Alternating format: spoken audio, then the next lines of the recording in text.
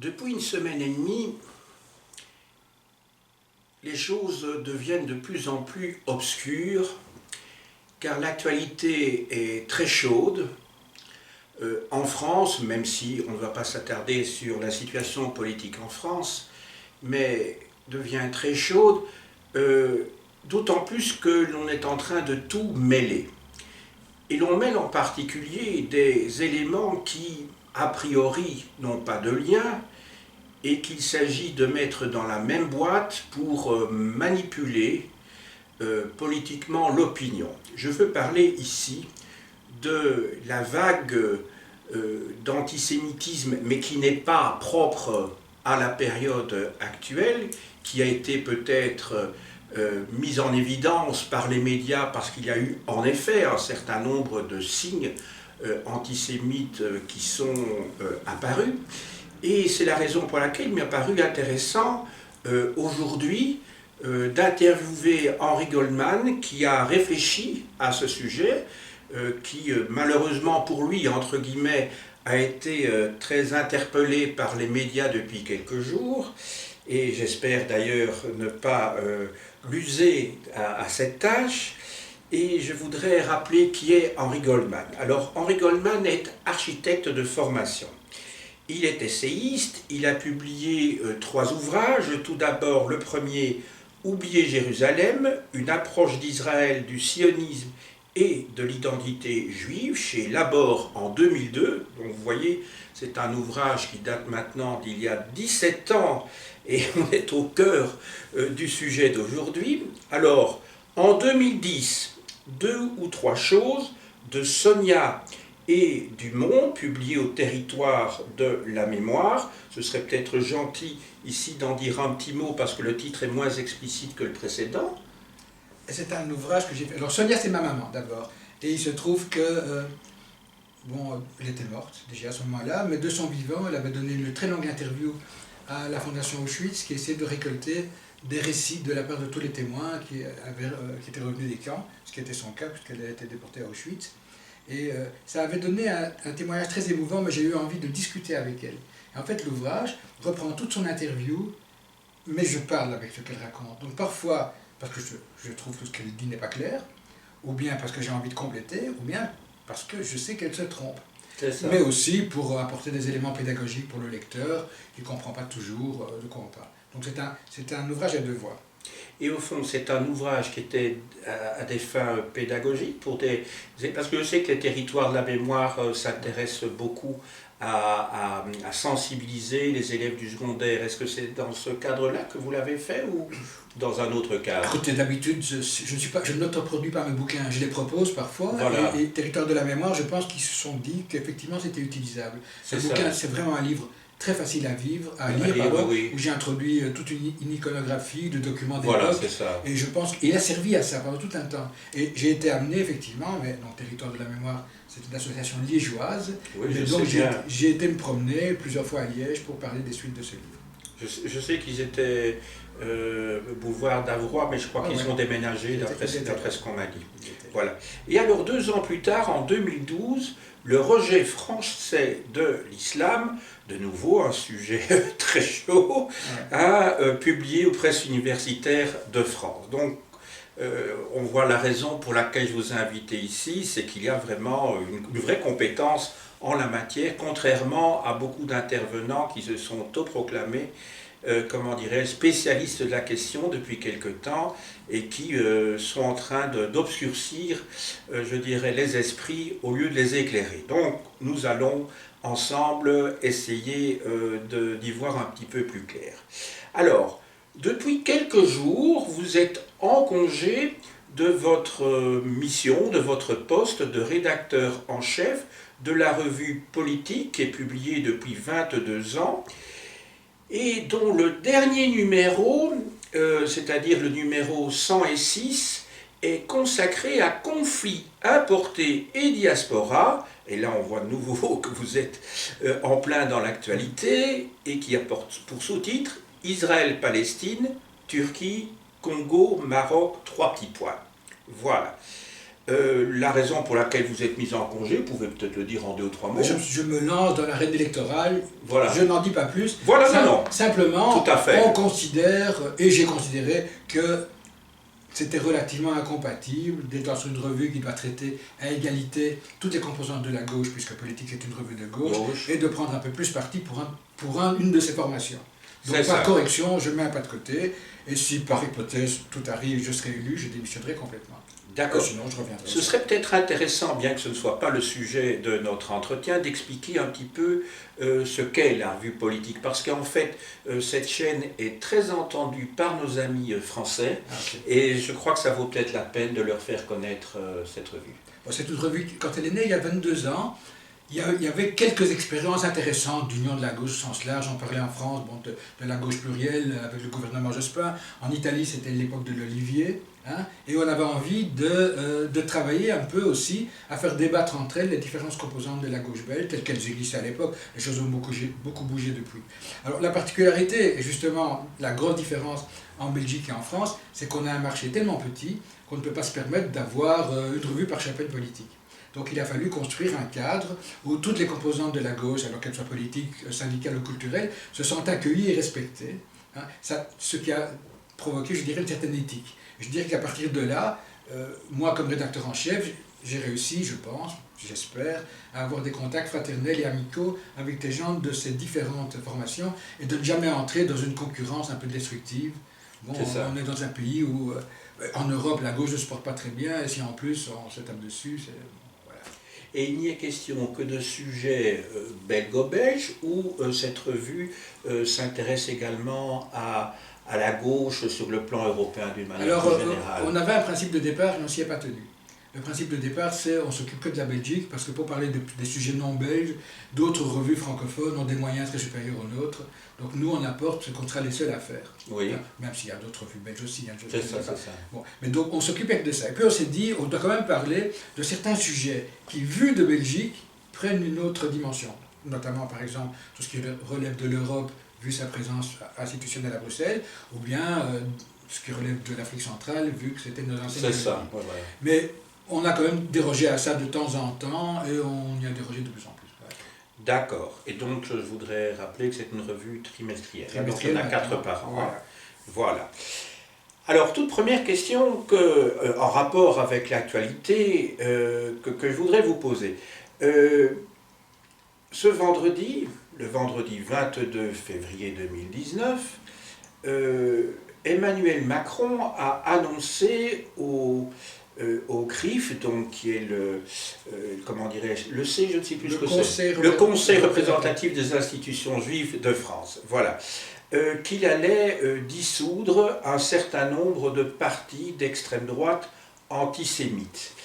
Est-ce que vous pensez que c'est une mesure politique par définition, hein, mais est-ce que ça va permettre d'éclairer un petit peu les choses, ou pas du tout? De toute façon, c'est comment dirais-je, un événement purement circonstanciel qui ne va rien changer la donne, et la semaine prochaine, ben voilà, il n'y aura rien du tout qui va changer, sinon montrer symboliquement que le gouvernement a posé un acte.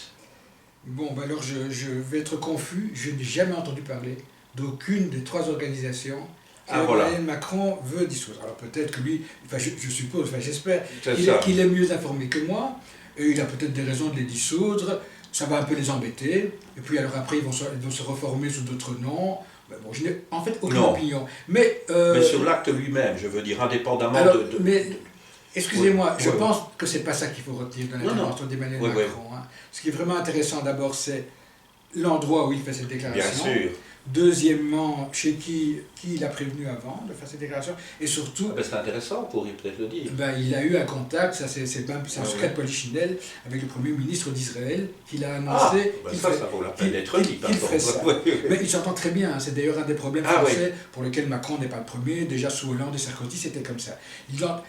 Le pouvoir français entretient avec les gouvernements d'Israël, mais particulièrement celui-ci, qui est quand même le pire, des rapports spéciaux. Et par exemple, la dernière chose qui s'est produite, et qui est quand même, de mon point de vue, assez révoltante, c'est quand il a fait une cérémonie pour pour commémorer la rafle du Veldiv, où en 1842, des dizaines de milliers de juifs parisiens ont été envoyés vers Drancy, puis vers Auschwitz.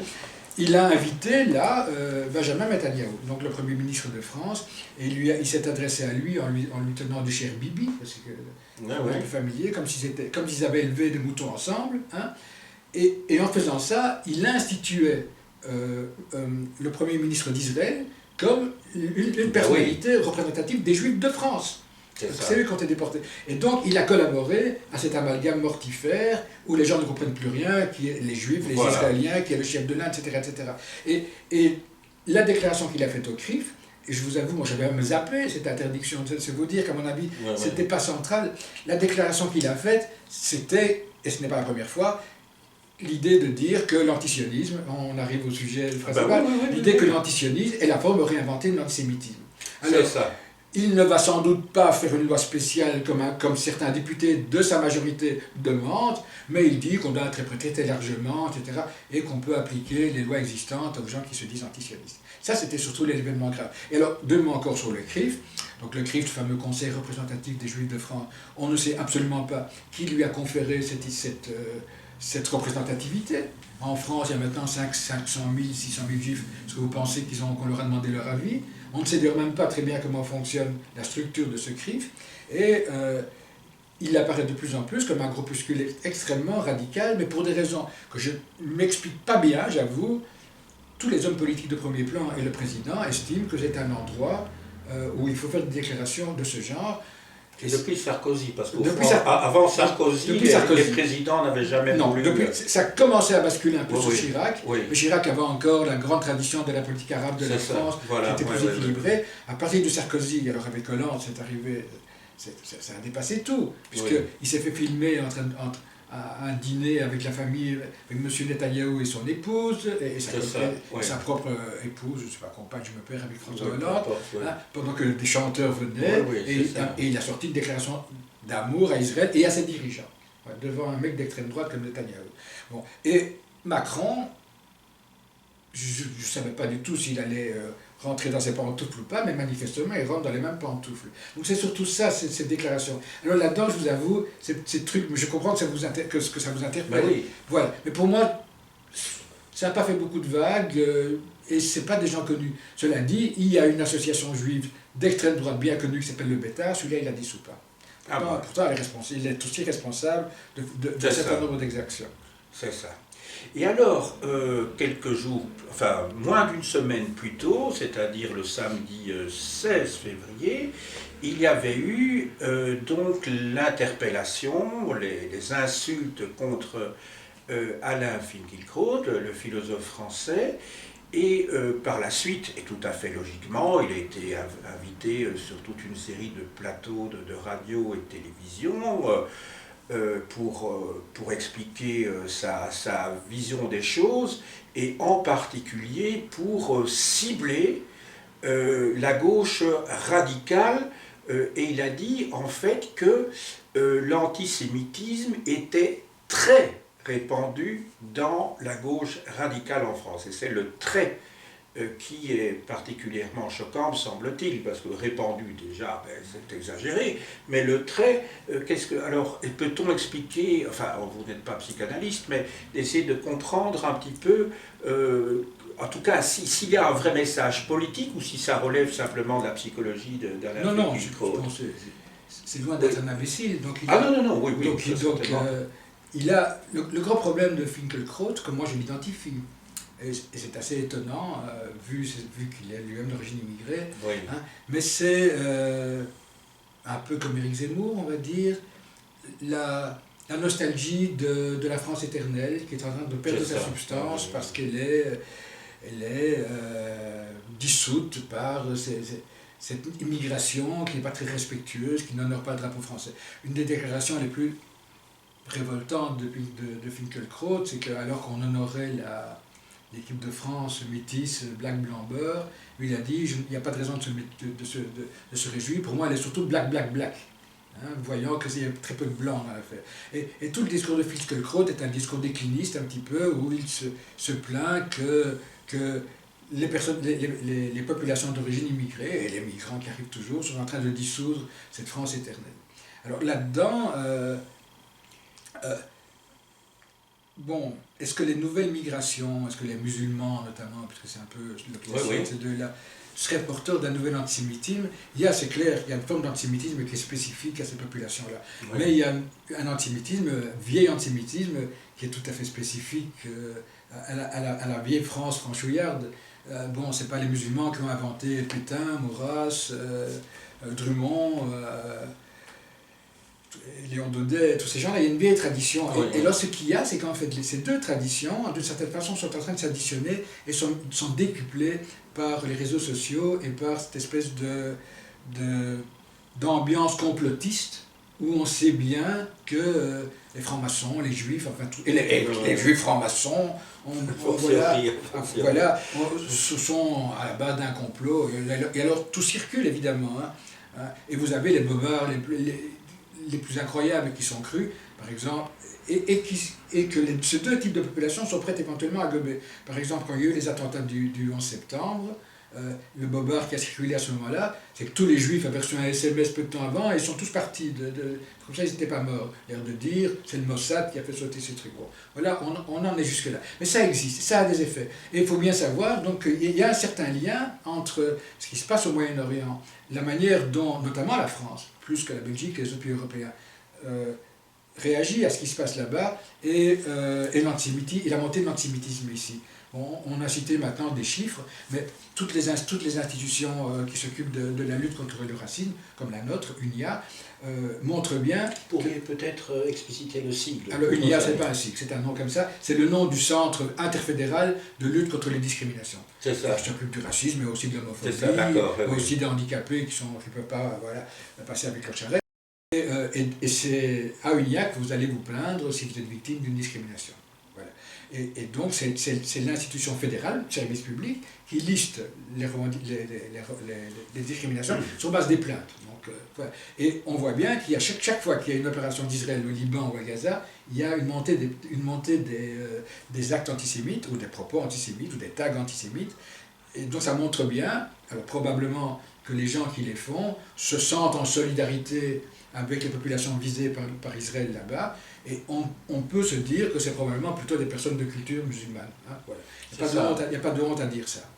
Alors maintenant, quant à l'extrême gauche, alors là on est dans les interprétations propres à Alain Finkielkraut, puisque lui, il voit que c'est surtout ce qu'il nomme l'extrême gauche qui est sensible aux discriminations qui frappe les populations d'origine immigrée, et que c'est surtout l'extrême gauche qui est solidaire de la cause palestinienne. Voilà, on va dire, parce que lui nomme l'extrême gauche. Quoi, parce que, oui, mais de là à passer de la solidarité avec la cause palestinienne à l'antisémitisme, il fait un pas qui est quand même énorme. Il fait un pas, voilà. Alors ça, il faut lui poser la question. Oui. C'est un pas beaucoup trop fort. Oui.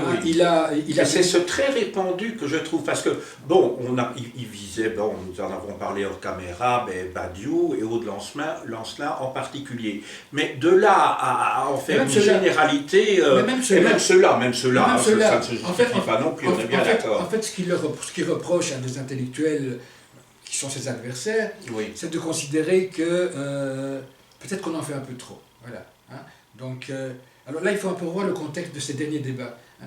Bon, moi, j'ai été interrogé à la radio le jour même ou la veille, je ne sais plus, de ces grandes manifestations qui ont été organisées à l'initiative du Parti Socialiste, etc., dans toutes les villes de France. Et ça, c'était quand même assez particulier. Parce qu'il y ait des grandes manifestations, des mobilisations de masse, je ne sais pas moi, alors pour parler des crimes antisémites, après l'attentat contre l'hypercachère, ou bien après le musée juif, ou l'attentat de Toulouse, donc des grands crimes. Mais maintenant, qu'est-ce qu'on avait à se mettre sous la dent? C'est ce qu'on disait. Voilà. On a abîmé quelques photos de Simone Veil, on a brutalisé un monsieur d'un certain âge, qui n'est pas bien. On a coupé les arbres du mausolée à Eliane Halimi, ce qui n'est vraiment pas bien du tout, et on avait taqué Youden devant une vitrine qui se trouvait dans une ville où les Gilets jaunes allaient manifester à une autre heure et à un autre lieu. Bon, alors tout ça, ce sont des actes quand même, je dirais, de basse intensité. C'est évidemment absolument scandaleux, mais des actes pareils, On en trouve tout le temps, malheureusement. C'est surtout la liaison qu'on en a fait, que le pouvoir politique en a fait avec le mouvement des Gilets jaunes. Oui, alors ça, c'est ça. Alors ça c'est l'instrumentalisation. Voilà, mais le simple fait d'organiser des manifestations dans toutes les villes, sur des fêtes aussi anodins, alors qu'on ne le fait pas quand on moleste une femme musulmane parce qu'elle porte son foulard, qui n'est ni plus ni moins grave, je veux dire simplement. Ça, c'est vraiment une manipulation aussi. C'est ça, alors, c'est vrai, alors vous avez raison, on l'a aussi utilisé dans une séquence où il faut cibler un ennemi, c'est des gilets jaunes, et alors on fait feu de tout bois, si je puis dire. Mais en faisant ça, on rend vraiment pas service aux Juifs, hein, parce qu'on les présente un petit peu comme les chouchous de la maîtresse, et vous savez que dans toutes les cours de récréation du monde, ce qu'on fait avec les chouchous de la maîtresse. Ce sera par ricochet, oui. C'est cela. Et alors maintenant, est-ce que vous pourriez quand même, de manière la plus claire possible, hein, vous avez déjà évoqué... Oui, mais la plus claire, non, mais c'est parce que quand on est dedans, les choses sont relativement claires, mais alors, quand on est en dehors et qu'on entend des tas d'informations, d'autant plus que le pouvoir intervient pour embrouiller les choses, mais volontairement et tout à fait consciemment, essayer de définir... avec une définition la plus générale possible, ce que c'est que l'antisémitisme et ce que c'est que l'antisionisme. Est-ce que vous pourriez faire ça? On va commencer par l'antisémitisme et on va parler de l'antisionisme, par le sionisme, évidemment. D'accord. L'antisémitisme, c'est une doctrine raciste qui cible les juifs en tant que race. C'est une distinction importante puisqu'il y a eu un changement à la fin du 19e siècle. Avant, le concept de race, qui n'est pas scientifique, on le sait bien, mais n'était pas utilisé. Et les juifs étaient uniquement définis par la religion. Et donc, c'était de l'antijudaïsme chrétien. Et si vous vous convertissiez, vous échappiez à la stigmatisation. C'est ça. Et puis alors, au 19e siècle, il y avait tous les mouvements volkisch, les mouvements romantiques du peuple, etc. Et à ce moment-là, on a vu monter des définitions raciales. Et c'est en Allemagne, capitale, l'État où toutes ces notions ont été bien travaillées, que des polémistes se sont définis eux-mêmes comme antisémites, parce que eux, ils voulaient viser les juifs comme un élément nocif dans le peuple allemand en l'occurrence, mais le juif considéré racialement. Ça veut dire qu'il pouvait se convertir autant qu'il voulait, il y avait dans le sang quelque chose de nuisible. Voilà. Et à partir de là, les gens qui s'appelaient eux-mêmes antisémites avaient pour objectif de réduire l'influence, la présence des juifs dans leur société. Et ça pouvait aller jusqu'au délire criminel des nazis. Il y a une question que je voudrais vous poser, que souvent on se pose. C'est la raison pour laquelle on fait un sort particulier. Bon, il y a eu la Shoah, on comprend tout à fait qu'à un moment donné, il y a eu une focalisation sur ce sujet-là, mais un sort particulier à l'antisémitisme par rapport au racisme. Parce qu'au fond, c'est du racisme. Mais il n'y en a pas d'autres à l'époque. Il n'y a pas d'autres minorités à l'époque. Il faut se comprendre ça. Non mais aujourd'hui, je pense à, par exemple à la loi Moureau, 80. Donc je pense, dans le cycle du Miracle, ça n'apparaît pas. Oui. Moi contre le racisme, l'antisémitisme et la voilà, mais voilà, justement. Pourquoi distinguer les deux? Parce que c'est du racisme. En France, ça a été changé. Parce que c'est du racisme. Voilà. Alors, il y a des explications. Historiques. Des explications historiques, et on doit voir si c'est encore justifiable aujourd'hui. C'est ça. Donc en fait, toute la place de l'antisémitisme, avant même ce que je préfère appeler le judéocide que la Shoah, les Juifs sont la seule minorité présente dans tous les pays d'Europe. C'est ça. La seule. Les autres, les Noirs, les Arabes, ils sont chez eux. Hein, ils ne sont pas ici. Hein. Il y a juste les Tziganes. Comme autre minorité, mais elle n'a pas le poids et l'aura, et les outils de la parole. C'est ça. Donc elle ne gêne pas trop. Bon. Alors, pourquoi? Alors, ce n'est pas le sujet, mais c'est un sujet que vous pourriez traiter. Pourquoi les Juifs ont été victimes d'une réprobation? Alors il faut remonter dans l'histoire et pour essayer de comprendre quel statut particulier les Juifs ont vécu. Et donc il faut retenir que les Juifs étaient la seule minorité présente. Par exemple, quand la LICRA se constitue en 1938, elle s'appelle d'abord LIC, donc la Ligue internationale contre le racisme et l'antisémitisme, qui est la première association antiraciste. Au départ, elle s'appelle la LICA. C'est seulement contre l'antisémitisme. parce que c'est la seule chose qui a une histoire. C'est ça. Voilà. Et ils ont rajouté racisme, mais ils n'ont pas beaucoup rajouté racisme. Ils sont restés branchés là-dessus. Puis arrive la Shoah, et ça, évidemment, c'est un véritable traumatisme, puisque c'est quelque chose qui est né en Europe. C'est ça. Toutes les sources sont en Europe. Donc on lui confie. Et en condamnant, en disant spécifiquement l'antisémitisme, l'Europe essaie de traquer ses propres démons, hein, et se reconstruit sur ce fameux mantra, plus jamais ça. Le racisme est lié aux immigrations qui suivent, essentiellement l'immigration du travail. Donc les premières vagues d'immigrés qui viennent immédiatement après la guerre, il y a aussi du racisme avec les Italiens, ça c'est connu. Mais disons, c'est surtout avec l'arrivée des immigrés des pays musulmans, donc pour la Belgique, le Maroc et la Turquie, que ça va se développer. Et pendant tout un temps, il faudra que les Blancs, les Belges, belgo-belges, se penchent sur leur sort parce qu'ils n'ont pas droit à la parole. Bon, donc, à la base, c'est antisémitisme, puis on commence à travailler sur les autres racismes, hein, et bien après, on s'est dit, bon, est-ce qu'on comprend la distinction, mais est-ce que maintenant, il n'est pas temps de dire que cette distinction, qui ferait un peu de l'antisémitisme, un racisme un peu haut de gamme, je ne sais pas comment le dire, oui. est-ce que ça a encore du sens? Alors selon moi, ça n'a plus de sens. Pour moi, on doit reconnaître que les racismes ne se ressemblent pas. Ils ont un point commun, qui est le déni, voilà. Hein. Mais entre l'antisémitisme, l'islamophobie, la négrophobie, le racisme anti-rome, pour prendre des catégories principales, chacune a ses propres caractéristiques. Il y a un terrain commun. Hein. Il faut éviter la concurrence des victimes, ça c'est vrai. Donc on doit lutter contre tous les racismes, mais c'est logique qu'on se prenne à des mécanismes particuliers. Et par exemple, ce qui distingue l'antisémitisme des autres racismes, c'est que les juifs ne sont plus discriminés nulle part. Ils sont victimes d'actes de haine, mais ils ne sont plus discriminés. Par contre, les Arabes et les Noirs sont discriminés de façon structurelle, à l'embauche, à l'emploi, etc.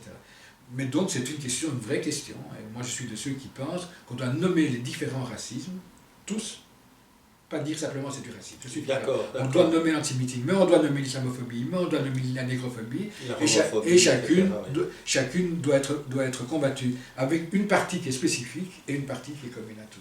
Très bien. Et alors maintenant, l'antisionisme. Alors on va d'abord parler du sionisme, puisqu'avant d'être... Bien sûr, par définition. Bon, donc, alors historiquement, il y a 4 antisionismes.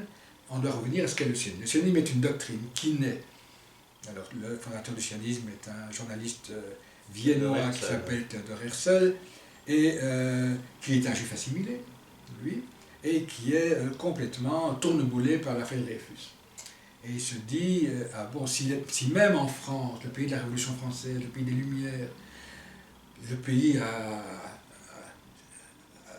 produit ça, même si au bout du compte Dreyfus a été blanchi, mais malgré tout, ce peuple révolutionnaire a produit ça, aucun peuple ne serait capable d'accepter les juifs parmi eux. Donc on doit inventer une formule où les juifs devraient avoir un État où ils sont chez eux, et puisque les autres peuples les rejettent. C'est ça. Et il a trouvé une base de masse plus à l'Est, où les juifs étaient victimes de la crise économique endémique du capitalisme qui n'avait jamais été puissant, et c'est surtout là que les mouvements sionistes se sont développés comme une solution à la situation sociale qu'ils vivaient, dans la mesure où, bon là c'est l'ère des révolutions, et des millions de personnes ont perdu leur gagne-pain, etc. Et les juifs en plus étaient victimes d'antisémitisme de masse, de pogroms, venant d'en haut et d'en bas. Alors il faut savoir que, et donc à ce moment-là, un mouvement sioniste s'est constitué avec comme but de créer, de gagner une terre pour eux. Il faut savoir que pendant toute cette période, et ça a duré jusqu'en 1947-48, le sionisme a été complètement minoritaire dans la population juive. Certains disent que le sionisme était le mouvement de libération nationale du peuple juif. C'est bizarre que la majorité des juifs n'étaient pas de cet avis, en tout cas. C'est ça. Il y a eu un énorme mouvement de migration, il y a 3 millions de juifs qui ont quitté les pays où ils sont nés, et 97% d'entre eux ont été en Amérique, 3% ont été en Palestine, sous le mandat britannique à cette époque-là. La majorité des juifs qui avaient une conscience politique étaient antisionistes. Donc le premier antisionisme était un antisionisme juif. Il y avait des gens, d'abord certains l'étaient pour des raisons religieuses, puisque les juifs orthodoxes attendent la venue du Messie, et ce n'est seulement que le Messie qui peut décider le rassemblement des Juifs sur la Terre Sainte. Mais il y en avait d'autres, comme le grand mouvement du Bund, qui est un mouvement en même temps socialiste et culturel, qui lui voulait que les Juifs puissent se constituer dans les pays où ils constituaient une part importante de la population, ce qui était le cas de la Pologne et de la Russie notamment, une espèce d'autonomie culturelle sur place. Sur place. C'était pas question d'aller voir ailleurs. Ils étaient chez eux et ils n'acceptaient pas. Et donc ils essayaient d'adoucir les relations parfois difficiles avec les peuples slaves ou hongrois ou d'autres dans lesquels ils étaient. Et puis il y avait aussi les communistes, les Trotsky et autres, qui pensaient qu'avec la révolution sociale, on abolirait toutes les discriminations. Et donc ce sionisme va devenir, et donc à ce moment-là, les seuls antisionistes, on va dire, ce sont les Juifs eux-mêmes, ils sont majoritairement antisionistes. Il va y avoir une deuxième catégorie d'antisionistes de cette époque-là, on va dire, ce qui va naître, c'est l'antisionisme des Palestiniens, qu'on n'appelait pas encore comme ça, mais qui sont les Arabes locaux. Il faut savoir que, bon, donc finalement, cette terre, ça va être en Palestine qu'elle va se faire, hein, et le sionisme va s'intégrer dans le grand mouvement d'expansion coloniale de l'Europe. À cette époque-là, personne ne se soucie de ce que pensent les Arabes et les Noirs, on s'en tape. Hein, donc la communauté internationale, c'est les Blancs, et quelques États peut-être un petit peu. Et donc, au lieu d'aller en Palestine, on achète des terres, au lieu de se dire on va acheter des terres comme un colonialisme classique, c'est-à-dire, et on va exploiter la main-d'œuvre locale sur place. Là, la particularité du sionisme, en quoi c'est un phénomène colonial particulier, c'était de se dire, non, nous, on veut cultiver la terre nous-mêmes, on veut s'exploiter nous-mêmes, et donc on achète toutes les terres vides d'habitants. Les habitants, ils n'ont qu'à aller se faire foutre, c'est pas notre affaire. On a acheté les terres qui se tirent. Et les Palestiniens, comment voulez-vous qu'ils voient ça? Ils voient dans le sionisme un phénomène d'expansion européenne, ils ne voient pas la différence, qui vont leur piquer leurs terres. De type colonial, au fond. Mais particulier, puisque le colonialisme classique, on prenait les terres, mais on exploitait les gens. C'est ça. On pouvait continuer. Donc en fait, ces gens, c'était quoi? Ils n'étaient pas propriétaires de ces terres. On avait des systèmes plus ou moins féodaux, hein, et les Juifs ont payé, enfin les sionistes ont payé rubis sur l'ongle aux propriétaires qui menaient la grande vie à Monte-Carlo. On leur a acheté les terres, on les a payés. Mais au lieu de dire on achète vos terres et on continue à exploiter la petite main-d'œuvre, non, la petite main-d'œuvre, on l'a virée. Et avec les villages et tout le bazar.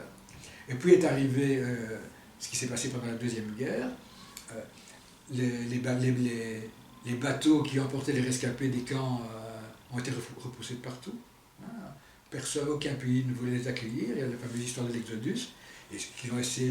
Et pendant quelques années, tous les jours, il y avait des centaines de Juifs qui ne savaient plus où aller, qui ont été là-bas. Ce qui a évidemment beaucoup ému, à juste titre, la dite communauté internationale, et ce qui a permis de voter en 1947 le fameux plan de partage où la Palestine était coupée en deux.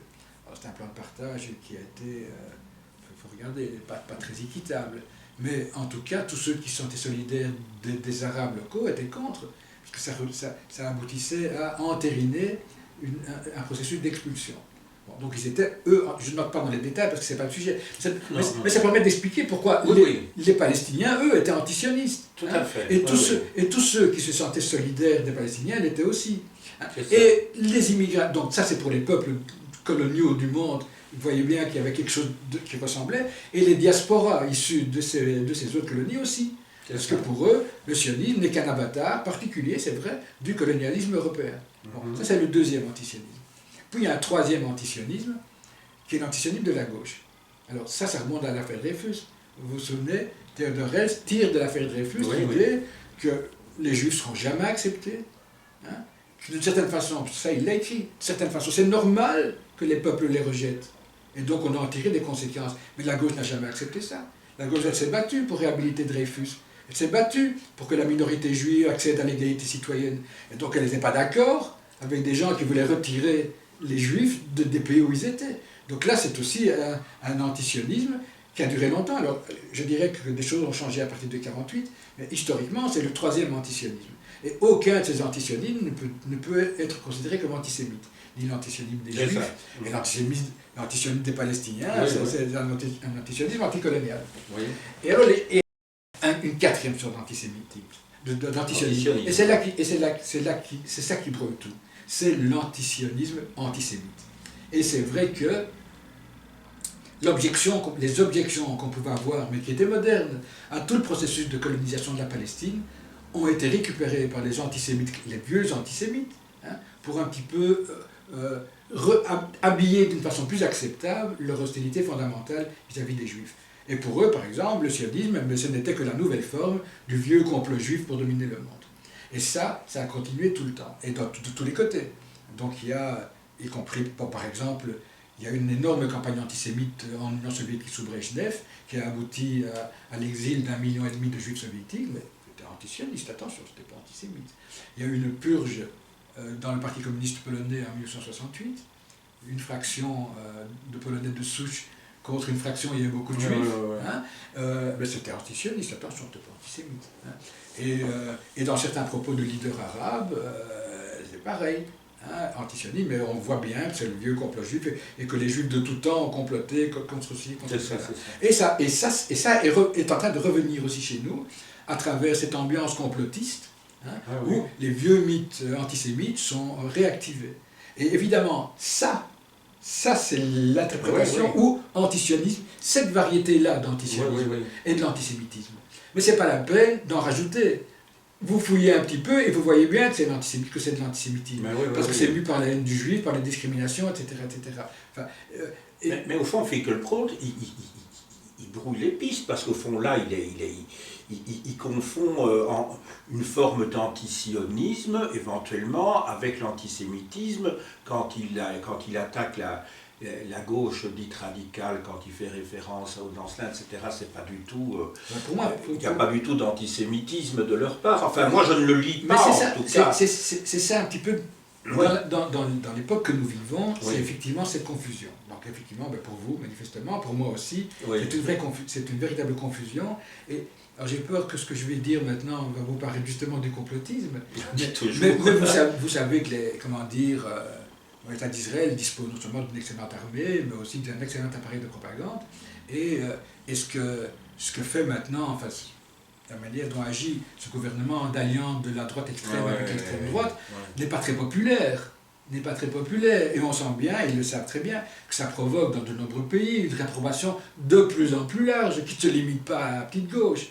Et donc, on essaie d'allumer un contre-feu en laissant entendre que n'importe qui critique un peu trop Israël est profondément antisémite. Évidemment, c'est insupportable. S'il est vraiment antisémite, on ne peut pas le laisser parler. Et ça permet comme ça de déplacer l'angle du débat. On est en plein là-dedans. À un moment où justement, j'ai lu ça, je ne suis pas du tout spécialiste de la situation au Proche-Orient et d'Israël en particulier, mais enfin j'ai lu il y a quelques jours que Netanyahou a favorisé la fusion de deux partis mais ça voilà, d'extrême droite au fond, d'extrême droite. Pour les prochaines élections, enfin je ne sais plus, vous pouvez peut-être expliquer les choses plus précisément. Le centre de gravité de l'occupation, dans laquelle Israël est depuis maintenant, alors c'est 50 ans, plus de 50 ans. L'occupation, ça corrompt un peu. C'est pas possible d'occuper un autre. Et effectivement, ça s'est traduit en Israël par l'évolution permanente du centre de gravité politique vers la droite. Au départ, ce sont des sionistes de gauche, avec une idéologie socialiste. Et laïque, au fond. Mais Netanyahou, lui... Non, à l'origine. C'est bizarre. Je parle des fondateurs d'État d'Israël. Les fondateurs étaient eux-mêmes, comme on dit, laïcs, mais ils ont toujours bien ménagé les religieux pour essayer, parce que quand même la religion, elle soude le peuple. Et c'est une des raisons pour lesquelles Israël n'a jamais eu de constitution civile, parce que la seule constitution acceptable, c'est la Torah, qui est dictée par Dieu. Hein, et il y a toujours une alliance avec des petits partis religieux qu'il fallait ménager. C'est ça. Et à qui on a toujours donné quelques ministères. Pendant très longtemps, même avec des gouvernements dits laïcs et de gauche, ceux qui étudiaient dans les écoles rabbiniques étaient dispensés de service militaire. Parce qu'on considérait que par leur prière, ils contribuaient autant. Voilà, c'est pour vous dire que laïque. Lui-même, Netanyahou est aussi laïque que l'était Ben Gurion lui-même.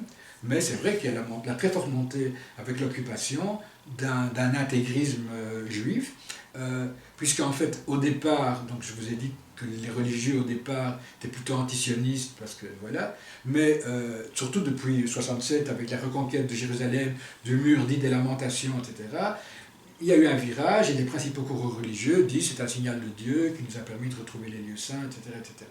Donc, ça c'est... Et disons, les orthodoxes américains ont arrosé toutes ces colonies d'argent.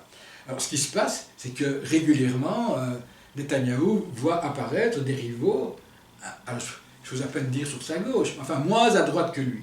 Et maintenant, il voit monter un ancien chef d'état-major, je pense qu'il s'appelle Gantz, je m'y perds dans tous les anciens chefs d'état-major qui font de la politique, et il veut faire un bloc, hein, et qu'est-ce qui lui reste? Comme plus à sa gauche, voilà, il va voir qu'est-ce qui reste à sa droite. Et là, il va effectivement rechercher les débris des petits partis créés par un vrai fasciste, qui est Meir Kahane, qui est mort depuis, et qui était un vrai fasciste, un vrai suprématiste juif, un vrai fasciste juif.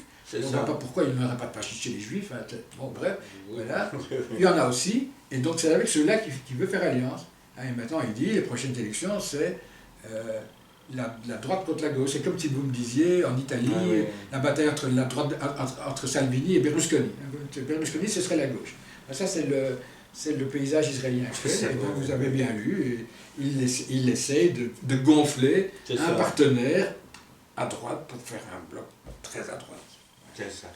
Alors maintenant, je voudrais revenir au cadre belgo-belge, si je puis dire, parce que nous en parlions aussi avant cet entretien hors caméra. Il y a, évidemment, ça n'intéresse pas les grandes foules, hein, on est bien d'accord, mais il y a souvent des incompréhensions quant aux objectifs, enfin pour ceux qui s'y intéressent, enfin à l'histoire et comment dirais-je, aux objectifs de l'Union des progressistes juifs de Belgique, et on ne comprend pas toujours pourquoi il y a des querelles avec le centre communautaire laïque juif, et sur quoi portent ces querelles. Voilà, c'est quoi au fond? Parce que on a l'impression qu'au fond, entre juifs et laïcs, parce que ce ne sont pas des religieux, ce sont des juifs laïcs des deux côtés, on a l'impression qu'il y a, vu de l'extérieur, encore des sous-chapelles qui se forment. Vous ne regardez pas bien, alors, parce que c'est quand même assez massif. Ah non, mais pour moi c'est clair. Mais je vous pose volontairement... Non, mais je lis, attends.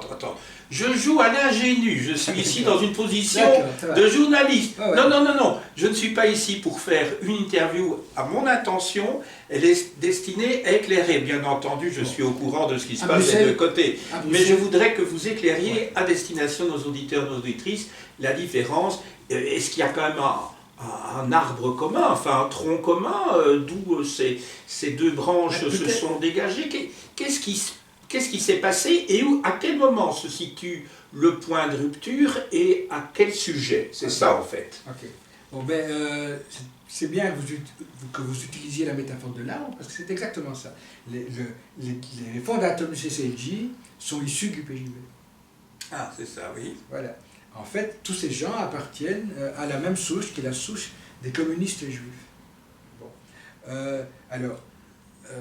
Le CCLJ se dit laïque, le PJB ne se dit pas laïque.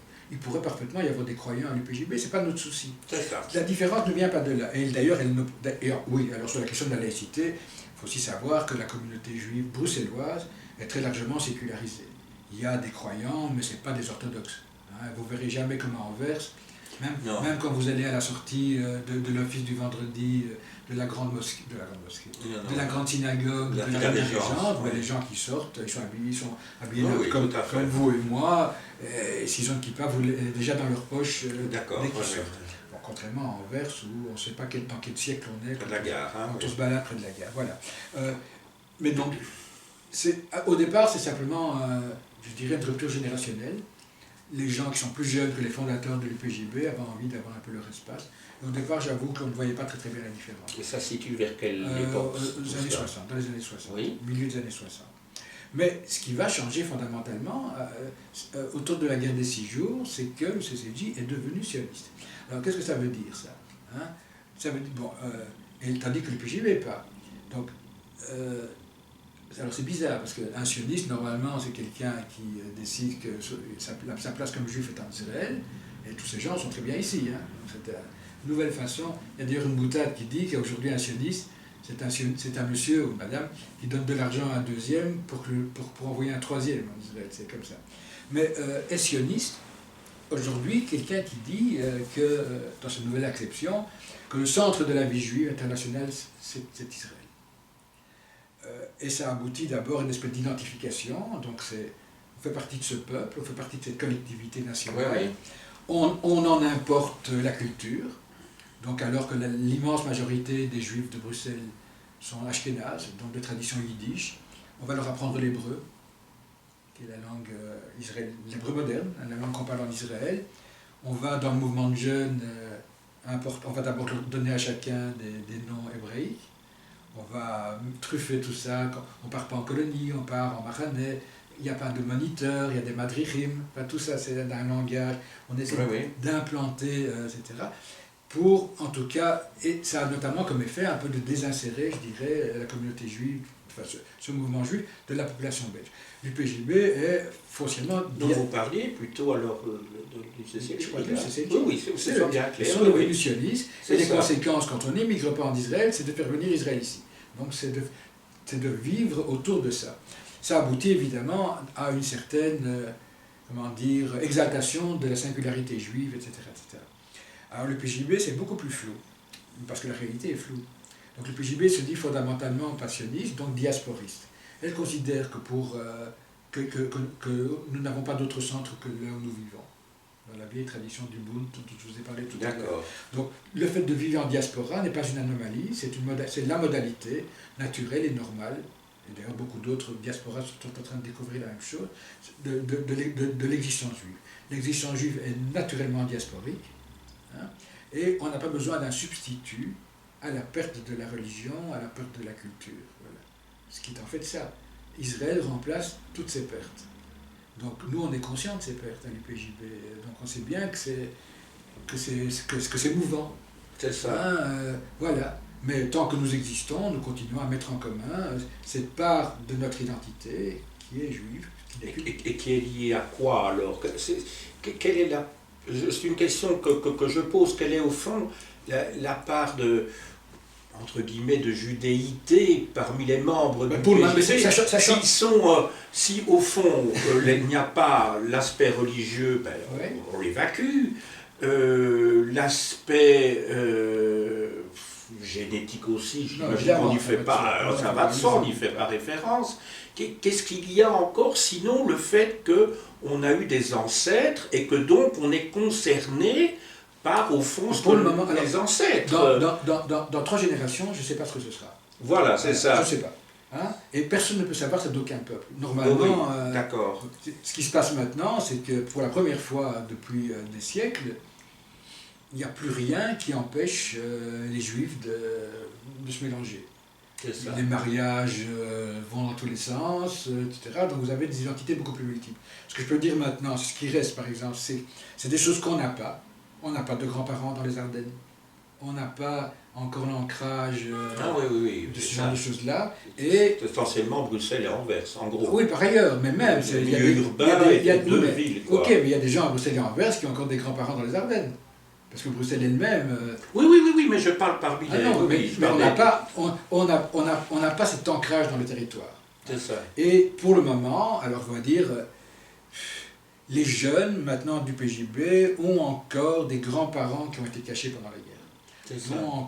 Entendent encore des récits. Donc c'est la mémoire, au fond. C'est la mémoire et des tas de choses qui se transmettent de façon un peu ineffable. Autour du yiddish, on le cultive aussi. On organise tous les 2 ans un grand bal yiddish où toute la culture ashkénaze et la cuisine ashkénaze et les danses et les chansons. Donc des aspects culturels. Des aspects culturels, tout à fait culturels. Et la commémoration de certaines fêtes. Oui, tout à fait. Pour le moment, exactement. Donc on essaie aussi de marquer le temps juif. Alors, je vais en citer 2. Mais qui sont laïcisés d'une certaine manière, oui, entre guillemets. Il y en a une qui n'a jamais été religieuse, qui est la commémoration d'un acte héroïque, qui est la révolte du ghetto de Varsovie. Oui, bien sûr. Et la deuxième qui est laïcisée, parce qu'elle le permet, c'est la fête de Pâques, qui est une très belle fête. C'est la fête... Donc Pâques chez les Juifs, c'est pas comme chez les chrétiens. Chez les chrétiens, c'est la résurrection. Et chez les Juifs, c'est la sortie d'Égypte. C'est ça. Donc c'est un mythe, évidemment. Personne ne croit vraiment que la mer Noire s'est ouverte en deux, etc. Ni que, voilà. Mais c'est la fin de l'esclavage. Mais il n'y a pas de référence, je ne sais pas, Rosh Hashanah ou d'autres fêtes. Ça dépend. Ce jour-là, voilà. Ma grande surprise, je découvre que des plus jeunes que moi fêtent encore avec leurs grands-parents, font encore quelque chose à Rosh Hashanah. Voilà, c'est ça. Et que dans le mouvement de jeunes, il faut savoir en fait que toutes ces fêtes Alors peut-être pas Pâques, mais par exemple, on va prendre deux autres fêtes, Purim et Hanouka. Alors, Hanouka, c'est la fête des Lumières. Oui, c'est ça. Oui. Mais elle se déroule toujours en décembre. Et donc, c'est très proche de la Saint-Nicolas, c'est très proche d'un des Aïts musulmans, et donc c'est une fête qui est devenue la fête des enfants.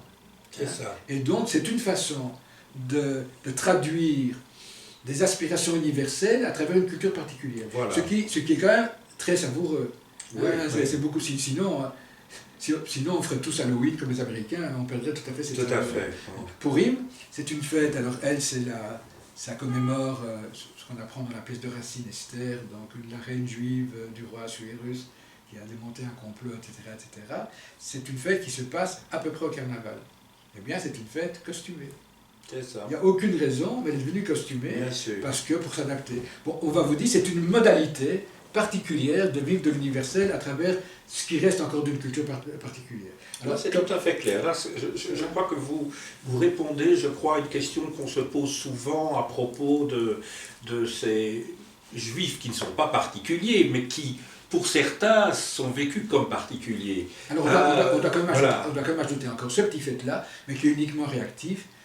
L'existence, et maintenant c'est prouvé que ça ne va pas disparaître, l'existence de l'antisémitisme pousse quand même chaque juif à prendre attitude par rapport à ça. Ou bien il se cache, ou bien il assume.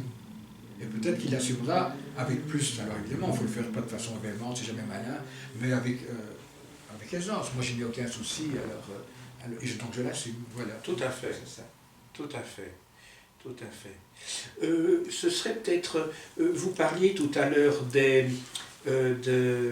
l'origine ashkénaze de beaucoup, enfin de la majorité des juifs en Belgique, ce qui n'est pas le cas en France, parce que dans l'article que vous publiez justement dans Politique, vous expliquez bien que en Belgique tout d'abord il y a plus ou moins 30 000 juifs, enfin, je ne fais que reprendre ce que vous écrivez vous-même, hein, et alors qu'en France il y en a un demi-million, et qu'en Belgique ce sont essentiellement des ashkénazes, alors qu'en France c'est moitié séfarade, moitié ashkénaze, hein, si j'ai bien lu ce que vous avez écrit. Même maintenant un peu plus de séfarade. Voilà, donc on n'a pas au fond la même configuration, je dirais, peut-être culturelle, je ne sais pas, il y a des traditions vraiment, absolument. Donc on n'a pas à calquer au fond la situation française, et que donc il peut y avoir des réactions d'un type, peut-être, je ne sais pas, pas par rapport à l'antisémitisme, hein, parce que ça c'est quelque chose, c'est du racisme, donc c'est hélas universel, mais par rapport au vécu de certains événements, peut-être, je suppose. Je vais vous les lister. Dites-le, je crois que ça vaut la peine. Toutes les différences. Bon. D'abord, les ashkénazes, donc je parle surtout des séfarades françaises, les situations françaises que nous connaissons assez bien, parce qu'on a les yeux braqués dessus. On sait en général plus ce qui se passe à Paris qu'à Amsterdam, par exemple, dont on ne sait rien, alors que c'est plus près de 50 km. Oui, c'est ça. Voilà. Mais les ashkénazes sont arrivés ici avant la guerre et un peu après. C'est ça. Les séfarades sont essentiellement arrivés avec la fin de la guerre d'Algérie. Vous parlez de la France. La France. Oui. Bon, il y a des noyaux séfarades en Anvers aussi, mais je passe là-dessus. D'accord. Ils sont venus après, voilà, je dirais, ça a commencé en 1956 au mont de Suez, du Maroc, de ces pays-là. Et pas seulement d'Algérie, alors aussi Tunisie et du Maroc. Aussi, voilà. Mais la situation est un peu différente, mais des trois pays. Oui. La différence entre les trois pays, c'est que les Algériens ont massivement été en France. Les Juifs du Maroc et de Tunisie ont massivement été en Israël, mais une petite partie en France. Et alors, ceux d'Algérie sont arrivés surtout à Marseille, dans le sud, j'imagine. Maintenant vous allez à Sarcelles, vous verrez surtout des séfarades. D'accord. Ils sont arrivés à une période où on était en train tout doucement de sortir déjà des 30 Glorieuses. Donc ils n'ont pas bénéficié des possibilités d'ascension sociale qui ont surtout profité à ceux qui étaient là à la libération. Donc chez les Ashkénazes, vous avez alors une population de gens qui ont brillamment réussi leurs études universitaires. Donc sociologiquement, il y a une différence. C'est très différent. C'est très différent à cause du décalage. Oui. Deuxièmement, ces gens viennent de pays, comme ils sortent du plus récemment, ils viennent de pays qui n'étaient pas sécularisés, hein, où la religion occupait un poids très important. C'est le deuxième point, donc. Et donc, ils sont plus religieux. Troisièmement, ils n'ont pas bon, je ne veux pas dire que c'était des riches, hein, les Juifs d'Algérie, mais ils ont bénéficié de circonstances très différentes dans leur rapport à la terre par rapport aux Juifs ashkénazes. En pays chrétien, les Juifs ne pouvaient pas posséder de la terre. Ils pouvaient la cultiver, mais ils ne pouvaient pas la posséder. C'est ça, tout à fait. En terre d'islam colonisée, il s'est passé un truc en Algérie qui est dramatique, hein, dont je vous dirai dans la différence suivante une conséquence. C'est le décret Crémieux. Alors en 1870, c'est un ministre juif de Napoléon III qui, comme toujours, divisé pour régner. Il y a à ce moment-là 10 000 juifs en Algérie sur une population d'un petit million et qui ne sont pas du tout des pieds noirs, ils ne sont pas des colons. Ils étaient là avant. Oui, oui. Voilà, des Maltais, des Espagnols, des gens qui tournaient dans le bassin méditerranéen. Oui. Et ils décident, le décret Crémieux leur donne la citoyenneté française. Jusqu'à la Révolution, jusqu'à l'indépendance algérienne, vous avez deux collèges, les Français et les musulmans. Ça ne donne pas accès aux mêmes droits. Mais les Juifs ont été séparés de leurs frères et sœurs musulmanes pour être assimilés aux colons français. Évidemment, ça leur a permis de devenir fonctionnaires dans l'administration, mais une petite partie de cette couche-là a pu acheter des terres et être propriétaire. C'est ça. Et exploitant de la main-d'œuvre arabe. Ça va d'ailleurs déboucher sur la dernière grosse différence. Les Ashkénazes ont découvert les Arabes ici. Mais les Séfarades les connaissaient là-bas. Et comme ils ne sont pas partis joyeux, hein, ils sont partis avec les pieds noirs, donc c'était une vraie catastrophe, ils ont importé en France le conflit qu'ils avaient avec les Arabes, qui préexistait. Hein. Et ce conflit, évidemment, ils le transposent à la situation israélienne, et le transposent d'autant plus facilement que ça ressemble à leur pays d'origine. C'est ça. La Palestine et l'Algérie, ça ressemble très fort. Les Ashkénazes viennent d'un pays froid, etc., etc. Alors, évidemment, ça a donné... Alors que chez les Ashkénazes, je pense qu'un point de vue critique émancipé se développe très fort, même si ça ne transparaît pas dans les institutions officielles. Chez les Séfarades, il y a quand même une sympathie qui a des bases plus profondes et une hostilité plus grande vis-à-vis des Arabes qui continuent à se vivre très mal en France.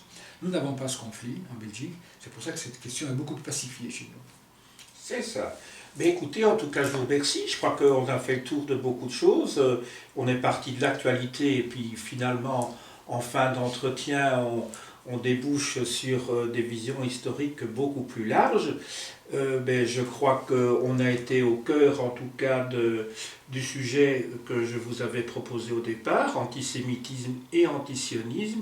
Je crois que tout le monde aura bien compris maintenant ce qu'il faut entendre par antisémitisme et antisionisme, parce que vous en avez fait l'historique, et vous avez bien montré que bon, ce sont des tranches qui se sont superposées et qui, ne sont pas de la même nature, et en tout cas que la dernière de ces tranches, elle combine antisionisme et antisémitisme, ce qui n'était pas le cas précédemment, pour les trois premières tranches. Oui, et ces tranches existent simultanément, c'est surtout ça. C'est ça. Elles apparaissent différemment dans l'histoire, mais nous avons les quatre. Ah oui, c'est ça, voilà, tout à fait. Et c'est pour cette raison-là. Et c'est ça qui conduit à une certaine confusion. Alors, tout à fait. Et aussi, on doit savoir que si on devait prendre des mesures de criminalisation de l'antisionisme, on va criminaliser des gens dont les positions sont parfaitement honorables. Tout à fait. Et on créerait un délit d'opinion.